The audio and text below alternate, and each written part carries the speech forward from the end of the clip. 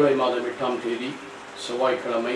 தொடக்கம் 32வது அதிகாரம் 22 32 வசனங்கள், சிறப்பாய் 27வது வசனம். இரவு முழுவதும் அவர் போராடி ஜெபித்துக் கொண்டிருக்கிறார். அப்போது உன் பெயர் என்ன என்று அவர் யாக்கோப்பு என்றார். அப்போது உன் பெயர் இனிமேல் யாக்கோப்பு அல்ல, இஸ்ரவேல் எனப்படும்.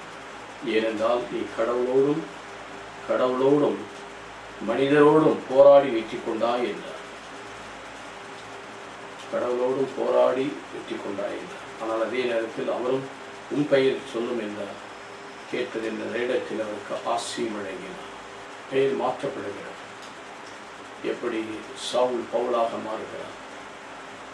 பேதுரு யோனாவின் மகன் சீமோனில் இனி பேதுரு பாறையாக மாற்றப்படுகிறார்.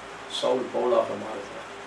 இங்கே அதே போலதான் இங்கே யாக்கோப்பும் இனி யாக்கோப்பு என்றால் திருட நெத்தகன் பெயர்.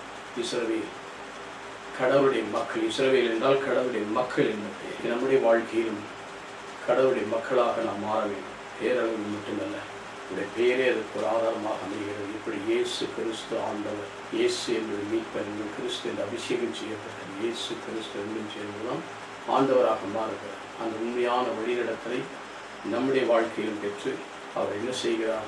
ஆண்டவருடைய பெயரை கேட்கும்போது அவரை ஆசீர்வதிக்கிறார். அவருடைய பெயர் ஆசீர்வதி. சிலவேல் என்றால் கடவுளுடைய மக்கள், ஆசீர்வாதத்தின் மக்கள். இன்றைக்கு நாமும் அந்த ஆசிரியர் பெற நம்மை ஒப்புக் கொடுப்போம். எங்கள் நல்ல ஆண்டவரை போதுமான கிருபைகளை வாரி வழங்குவதை தொடர்ந்து காக்க பரிசுத்தமாகும். நன்றி. ஆமென்.